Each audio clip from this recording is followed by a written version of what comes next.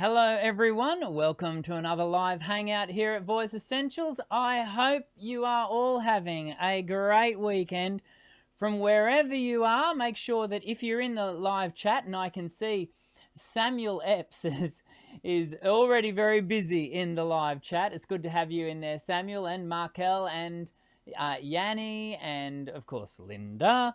Nice to see you too, Melvin, and it's good to have so many people in the live chat. So make sure that you let us know where you're from. Let us know perhaps what time of the world, what time it is in your part of the world. There are people who tune in to this show live at 1 p.m. Australian Eastern Standard Time on a Monday. So we're already into the start of our week here in Brisbane, Australia. But of course, you're all tuning in from all over the place, and so it's so good to have you joining us. Let us know how the weather is for you. I know that here in Brisbane, we had, over the weekend, we had considerable amounts of rain. There were concern about flooding. Sadly, we have, destructive and dangerous floods right up and down the eastern seaboard of Australia. I know that Linda was telling me this morning via email that she's looking at a wet week down in Tasmania, which is where she's from. And so, yeah, things are, there's quite a bit going on here weather-wise in Australia. So anyway, so good to be having blue skies this morning when we woke up. Well, at least when I woke up at 5:30 to go to the gym this morning, yes, I did. It was lovely to wake up to blue skies and dry air in one sense. Hey, just a little bit of, we're doing a Q&A today. I'm going to be answering your questions, and the questions have already started firing on. If you want to ask a question, if you've never played this before, ask a question. What you do is you leave your question in the live chat. You do have to subscribe to the channel to ask your question.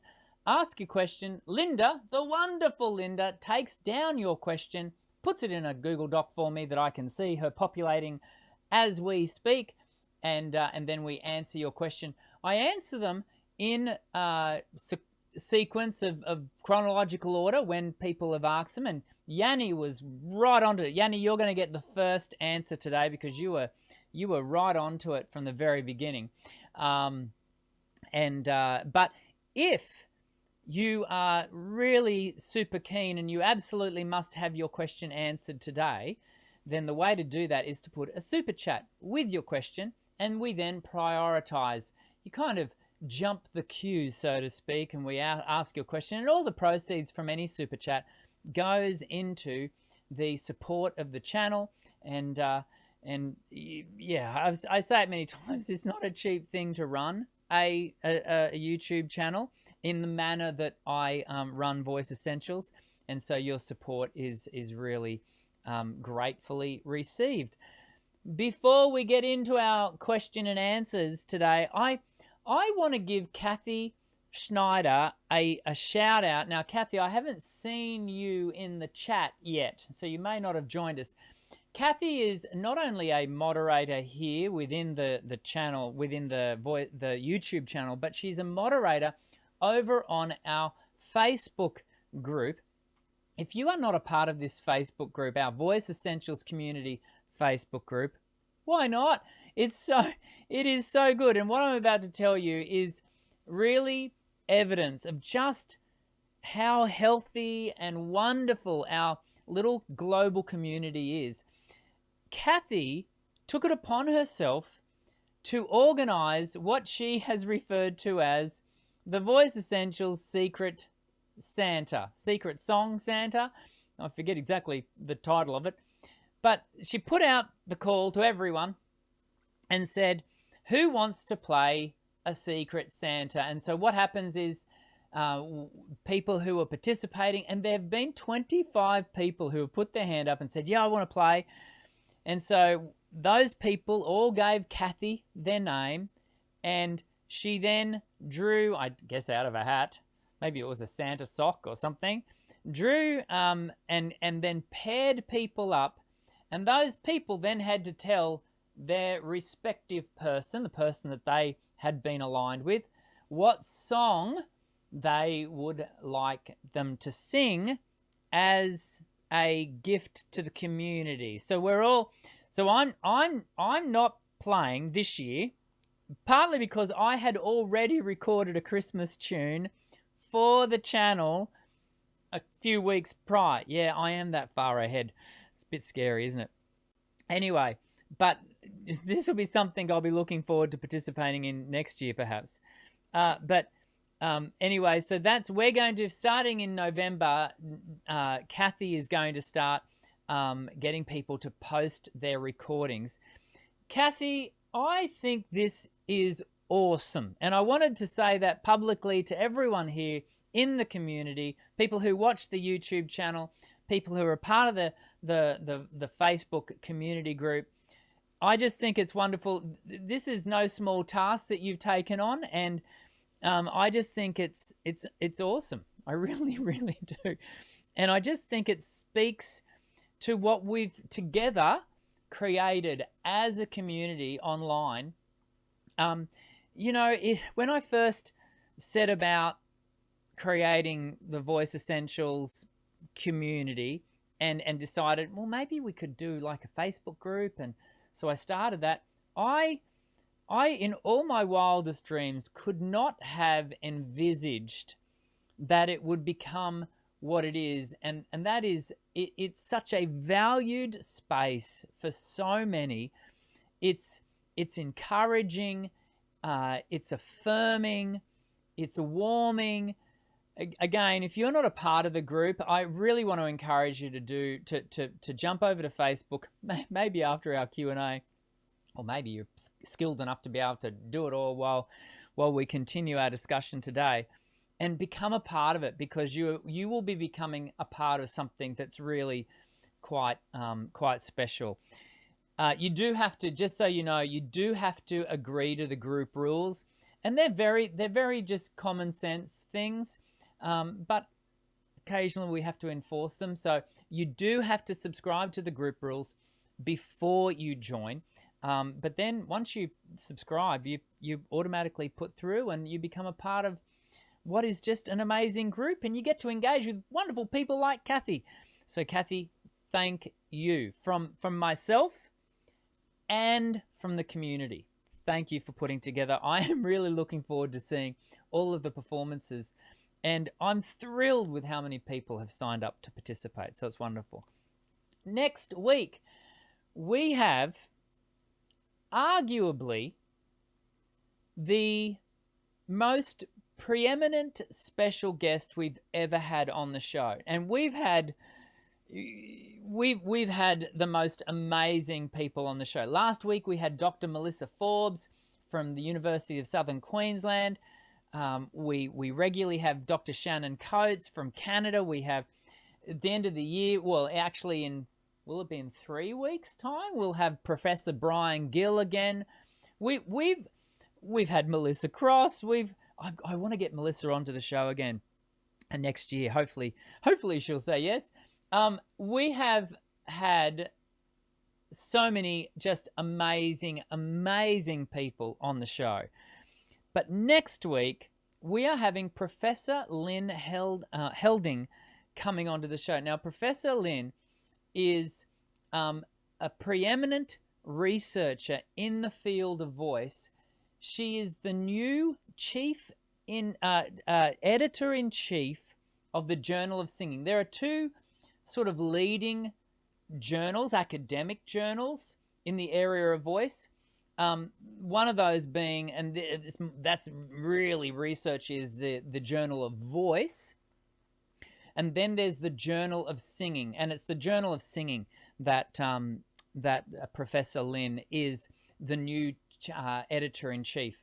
This is a big deal, people, for us here in the community, for me professionally, to be able to interview and spend some time with Professor Helding. Please set your dates for next week. You do not want to miss this opportunity. And once again, and Professor Lynn is no different to anyone that comes onto the show. She is giving of her time freely with a great sense of generosity, and I'm just amazed at how many amazing individuals choose to come on and have a chat with us here.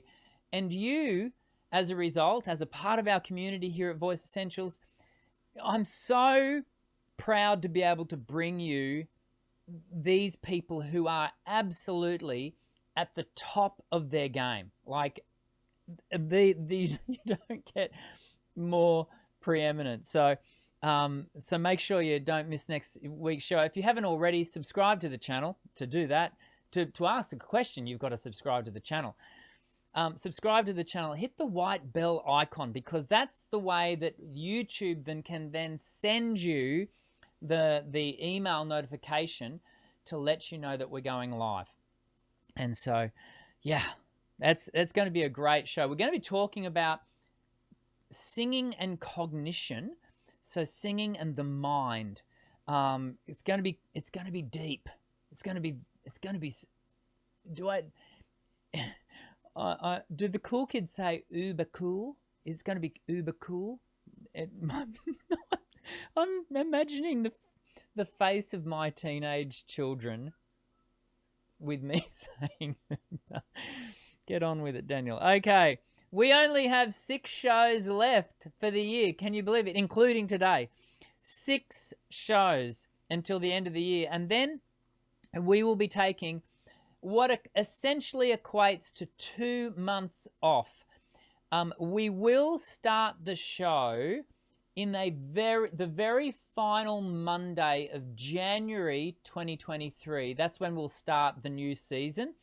But we've only got 6 shows left for this year, and which is, wow, where has the time gone? I have no idea. But what else I've got to find out is, where did that question go? Because immediately following this, we're going to we're going to answer Yanni's questions. Here we go.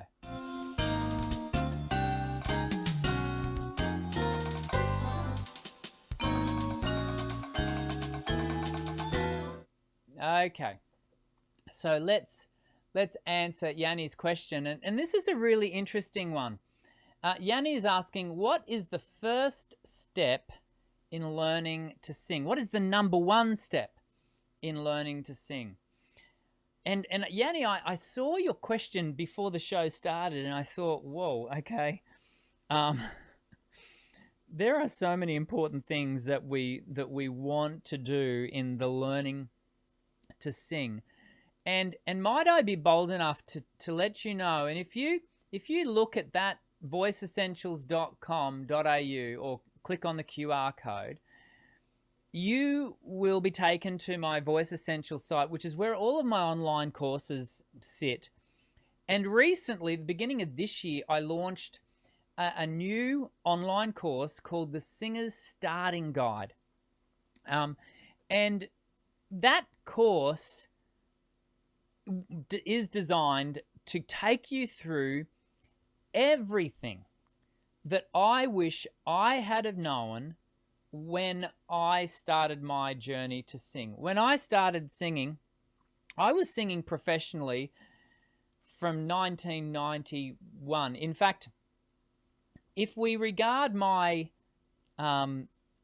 my busking as a teenager, I was singing professionally from even before 1991. It would have been 1988. And because I used to busk at Christmas. Yeah, that was fun times.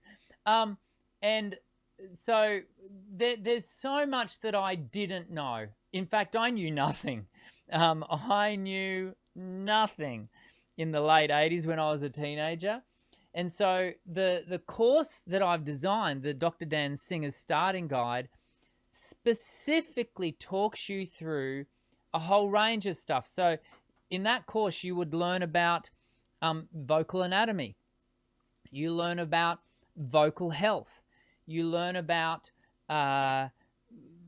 function versus aesthetic and the importance of developing technique. You learn about vocal warm-ups.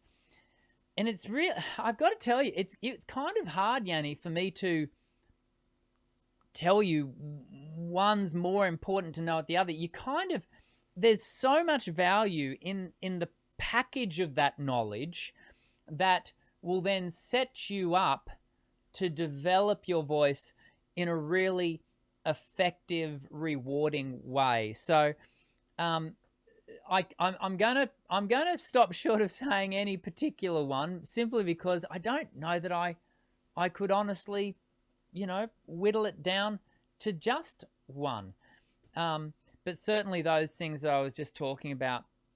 Well, let's go. Let's go with one. So let's say I actually think it's really valuable for you to know how your instrument works. Before you try to use it, it's kind of important for you to know its bits. What are the bits, and how do you use that apparatus, the larynx, the vocal tract, your entire instrument? How do you use that? Well, to start with, you kind of got to know how it all kind of interlinks and operates. So that's might be, which is actually module 2 within that singing course that I just mentioned. So you might want to check that out. Okay, so now Samuel Epps has asked so many questions. So what I'm going to do, Samuel, I am not going to answer all your questions unless we have time, which we are unlikely to have time. So what I'm going to answer this one here. Let me just find it first. Oh dear. I'm going to answer this one because I think this will be perhaps the most helpful for everyone in general. And that is, what classifies you to be a great singer?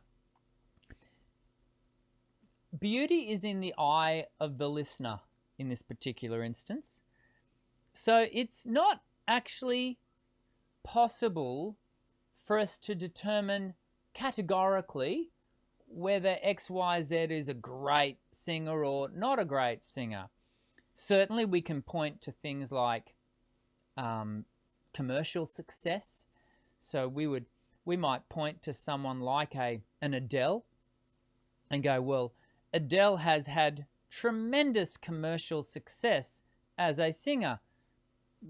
No question.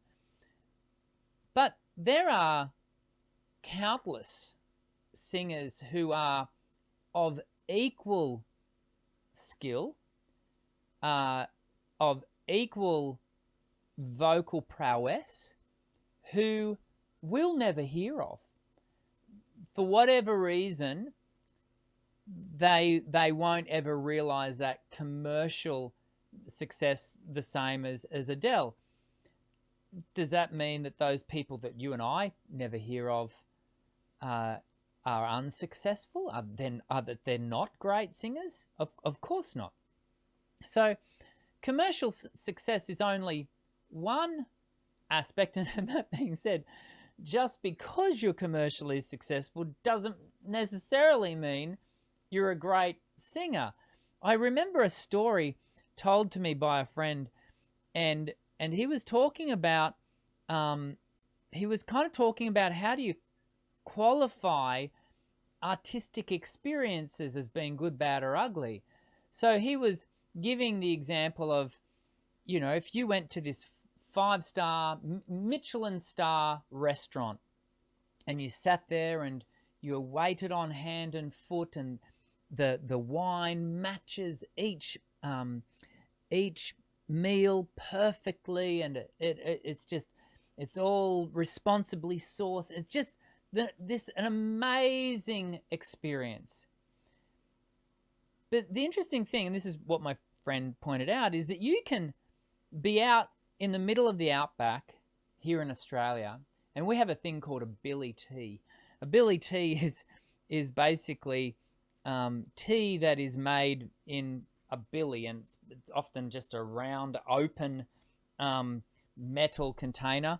For those of you who are Aussies would know the big 4-liter golden circle steel container, and you can be in that experience, sitting on your bottom in the dirt, or perhaps on a rock, with friends. They might not even be friends, that just might be new acquaintances, and listening to someone, tell an Indigenous story or whatever, and that experience can be of equal value to sitting in a Michelin star restaurant being served hand and foot. In some respects, it's not what you're eating or drinking. It's the experience of the moment and the manner with whom you're sharing that experience that go about valuing what that experience is, and whether you decide that that's good, bad, or ugly. And singing is so the same as that. You can hear a singer. In fact, one of my students who got up, he shared his mum actually shared a video with me this morning of him spontaneously singing at his uncle's wedding reception. And so the opportunity was given for people to get up and to sing, to say something at the reception. And my student spontaneously got up and sang a verse chorus of a song for the bride and groom. And people loved it. You could see it in people's eyes as they watched. Now, you'll never see that. This was a very special, intimate moment for that group in that moment in time. And that's great singing. In my mind, that is great singing. But equally, you could be on a stage. You could be singing your grandchild to sleep. And I tell you, if you are successful in, singing that lullaby and lulling your grandchild to sleep, then that's great singing. So it's really difficult to identify what classifies you to be a great singer. What we can do is certainly identify things that we can all be working on. I'm a great believer in developing your technique and building efficiency. I love feeling effortless in my singing. And I know that when singers develop their technique, it improves their efficiency and reduces that effort. And when our effort is reduced, then we become far more fluent, far more at ease with our voice. Our tone improves, and just the general overall performance improves. So certainly those things lead to being classified as a great singer. But then it's also what sort of feedback are you receiving from an audience? But we've got to be careful there, because what one audience may not classify as great. I remember, in fact, it was one of the greatest insults I ever received when I was a professional singer, and at the time it really stung. And this person, I don't think it was said with any malice, to be honest. In reflection, I think it was said in a very, very offhanded kind of just his view, and he said, well, your performance was very, very, very much like an RSL singer. Now, in Australia, the RSL is the Return Services League. It's sort of like a club that older people attend. They'll attend it for the pokies, the slots, and they attend it for a cheap meal. And it was he was using that terminology to kind of communicate that, you know, you're just a little bit dull and vanilla, and you know. And I was like, wow. Now the funny thing about that was that same day I performed in a completely different venue, and they absolutely loved what I did, you know. And so you got to be careful just placing the judgment. You know, obviously that fellow didn't like what he heard when I sang, but another group did. So we can't even, you know, determine the quality of our singing just purely by the feedback, but that can give us some indication as to what that might be. Samuel, you'll hear me kind of jumping around the issue of how do we qualify a great singer, simply because it's exactly where I started. It's in the ear of the beholder, and what you think is great, I might not think is so great. So it comes back to those sorts of things. Now, I'm going to go to Markel's question. Let me see if I can. Here we go. So Markel has asked, what are 3 most important techniques, which is going from all the numbers today. What are 3 most important techniques to apply for breathing while singing? Well, let me start off by telling you what is not important, and that is volume. So most people, when they start about developing, and we get to working on volume here in the studio or in one of my online courses or online with students in face-to-face, people immediately think we're going to be learning to have more air. We are not, in contemporary vocal, we are not about establishing more air. We are establishing more efficient use of the air. It's not how big it is, it's how you use it. And so we're all about establishing balance and efficient use of air. To do that, you must have good body alignment. And you sort of think, well, what has body alignment got to do with breathing? Everything. Because if you are, for example, let's take, for example, your big structure and big, you know, what's the right word? All tight and like a toy soldier, that's going to have tension. You're not going to be able to allow your rib cage to naturally flare. You may not be able to allow your abdominal wall to release, your obliques to be ready to engage for the exhale, the rectus abdominis, the transverse abdominis. These muscles have to have a dynamic buoyancy born out of a dynamic buoyant alignment, and it's only when we have all of those things in our body alignment, you know, in that balanced readiness, that we're able to breathe well, because then we're able to work with atmospheric pressure. You never want to find yourself being a human vacuum cleaner. If you are in a position where you're constantly having to feel like you're dragging air in, not only will you often not get enough air for the next phrase, because that will cause you to breathe very high, which is actually very shallow breathing. So you don't get enough air in those moments. You know, when we talk about good breathing is not about volume, you still need to be able to allow your lungs to fully inflate. It's just that we're not going about trying to increase that necessarily.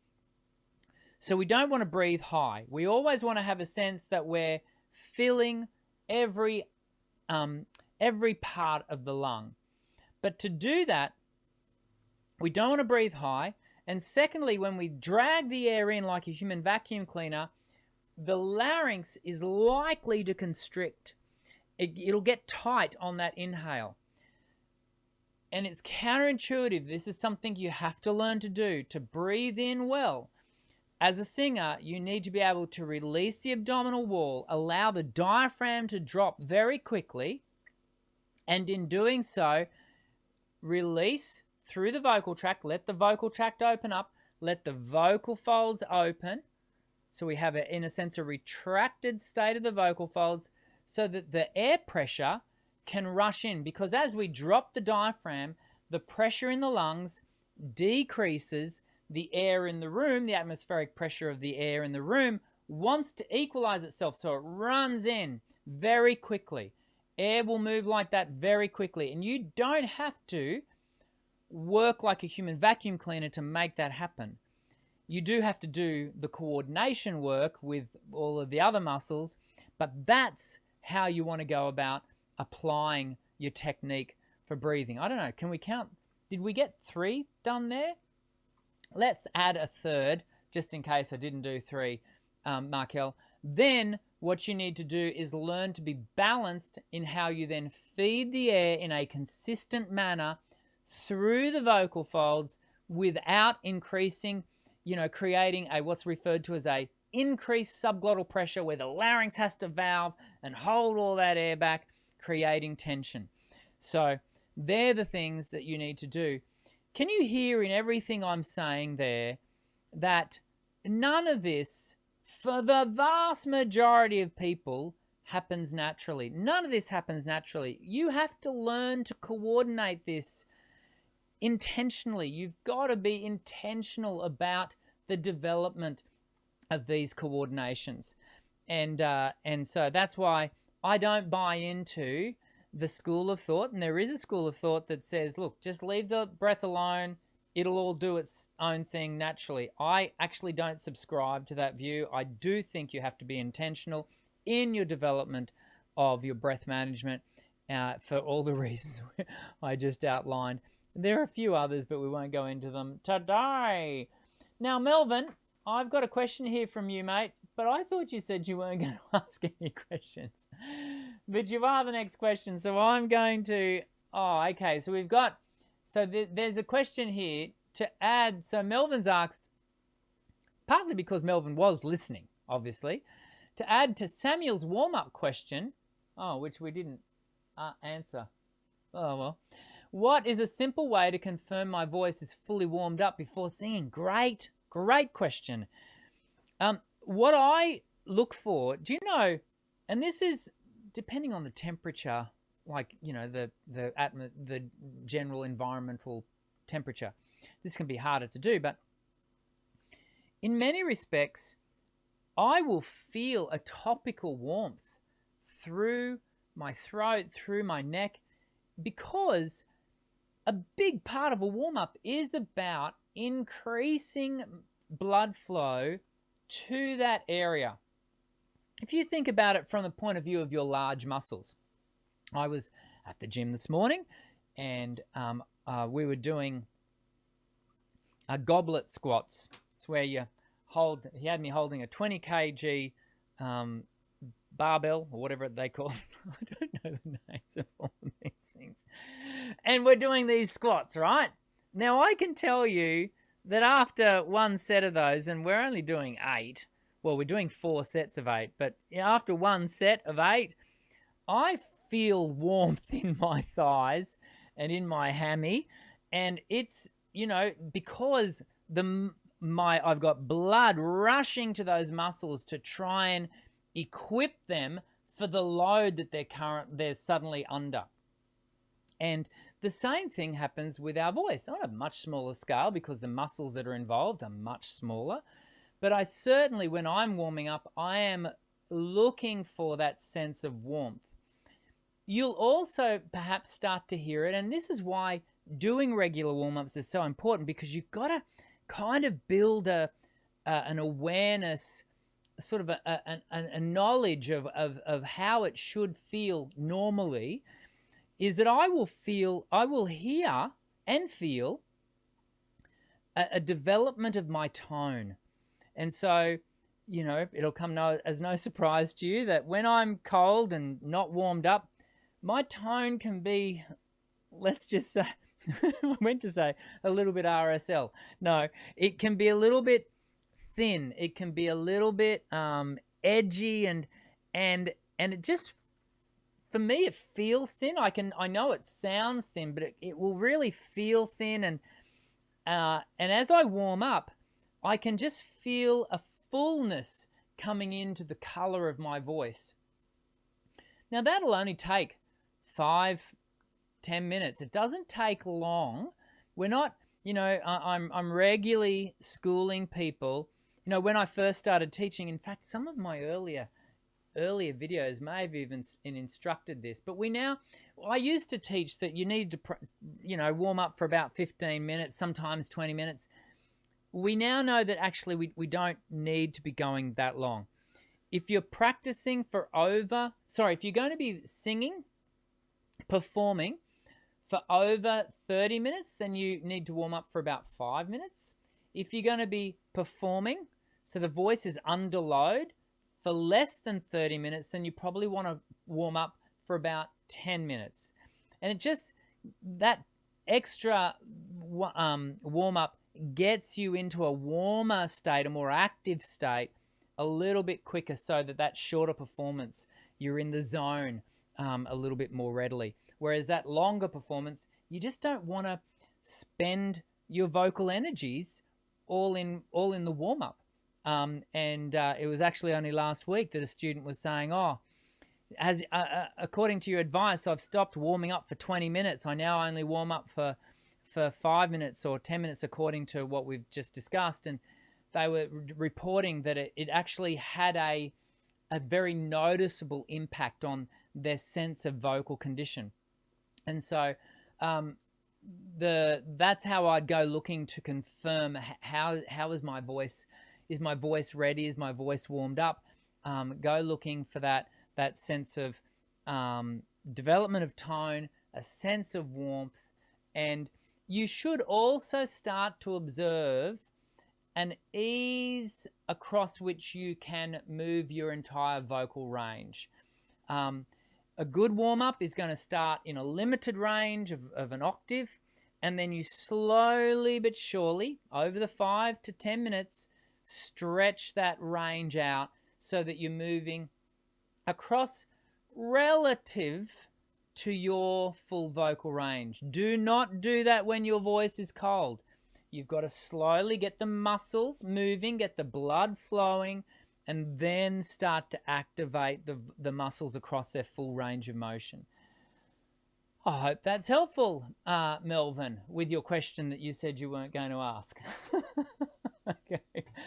Ah, dear. We've got another one here. How are we? We've got Nathan. Nathan Hall, is it? Nathan Hall is asking, any tips for individuals who use regular singing and extreme vocals, screaming together? In fact, I started with a new student this morning. Actually, hey, I've actually got a brand new video going live this Wednesday, where I'm working with a student on distorted vocals. And so make sure you check that out. If you're not subscribed, Nathan, for you to ask the question, you have to be subscribed. So hopefully you'll get that notification come live to you today, where I'm putting up a video, as I said, of me working with one of my students who does do scream work and that sort of thing. So this new student this morning was asking me, because he's also into heavier genres, distorted vocals. And I'm always very clear with all of my students that are working in this space that want to sing heavy vocals, that firstly, go for it. I'm all for it. I don't personally do those sounds because my voice just doesn't cut the mustard.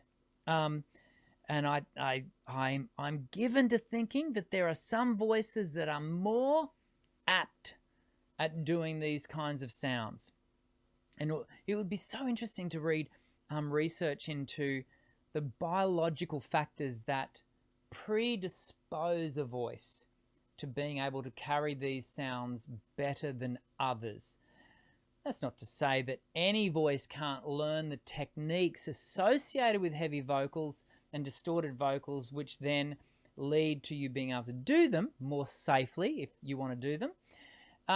But I'm always very clear with my students of these genres, scream, death, just heavy metal, that I always orientate the voice first and foremost to clean, healthy, efficient, sustainable tone. And then once we've got that established, and that takes time, then you can choose to make choices on top of that. Let me really be clear. That's not to say we're learning classical technique to establish that foundational skill. No, this is contemporary vocal technique that you are then placing the extreme value of distorted vocals on top of, that you're making the choice to. I've heard of a colleague who just cuts straight to the chase and just goes straight for doing distorted vocals and don't worry about the clean technique. I think that exposes a voice user to having no contingency. Your voice as a professional performer will not be in perfect condition 100% of the time. It does not happen. So you need to have a vocal position, dare I say, that you can retreat to and that you can balance back to get you through some gigs. Because, do I say it? If you are in a position where your voice, you're doing a gig, you're singing, you're sick, you probably shouldn't be singing, but you're in a position where you have to. And if you can't manage the voice in a relatively sustainable way, that is, your only choice is to distort, you may be placing the voice at significant risk of wear and tear. Now, there will be people who disagree with me. One person who I don't think would disagree with me would be Melissa Cross, who is like one of the leading world experts. Now, maybe we'll have to ask her when we get her back on the show next year and ask her that question. But so setting yourself up with balanced, healthy, sustainable technique, that's where I first start. Now, for those who have never done any work around technique, that takes time. This is not something that just happens easily. It takes time to get to that, to then place those very specific techniques on top of. So Nathan, I hope that helps. But certainly I would never want you to hear me think that I would find you'd hear me saying, no, don't do those, that's really bad for your voice, don't. No, it's completely doable. And, of course it's, and there are so many really great singers who are doing that kind of distorted vocal, extreme vocal use on a regular basis. But the really good ones can clean it up, get really great tone, work in such a balanced manner, and that's what separates the pros from the just brutal screamers.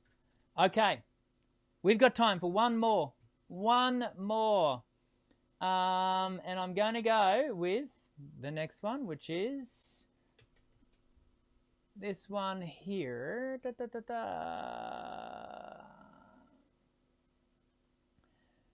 This question is from nobody.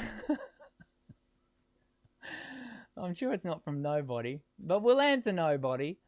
Hi, Dan, I'm not able to belt E and oo. Please help me out. And that's because the different vowels, nobody, the different vowels actually change the acoustic nature of the vocal tract. And so they have an impact not only on the sound coming out, but also some of those back eddies of vocal of a resonance pressure flowing back against the vocal folds. And so different vowels will be harder than others. And that's why in the Voice Essentials program, we work on variety of vowels because, for example, if we do a ah, e, I don't know if you can hear it, but definitely oo is my hardest. E and R are very similar, but E is a lot easier for me to produce. I have to work really very intentionally around oo to create that sound. One thing you can try, nobody, is to actually bring your lips forward on oo, and that extension, what we're doing when we bring the lips forward like that, we're actually lengthening the vocal tract, and that changes the acoustic qualities of that sound as it's being shaped and traveled through the vocal tract. And it can, for most people, actually enhance and create a greater ease around that vowel of oo. So try that. Belting on those. So before you belt on them, so generally I reserve the term belt for very high, very loud singing. So it's got an intensity to it.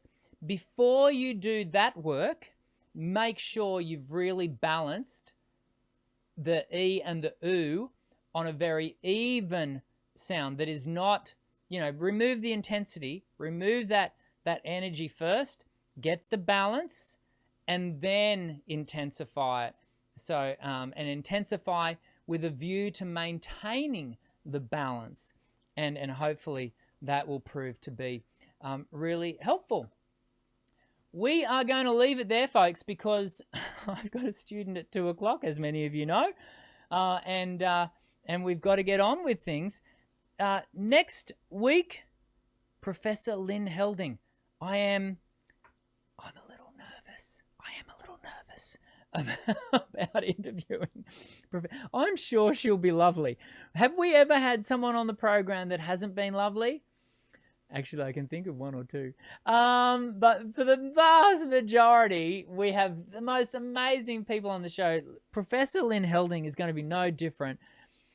And seriously, you gotta chime in and watch this next week's show, because it is going to be amazeballs.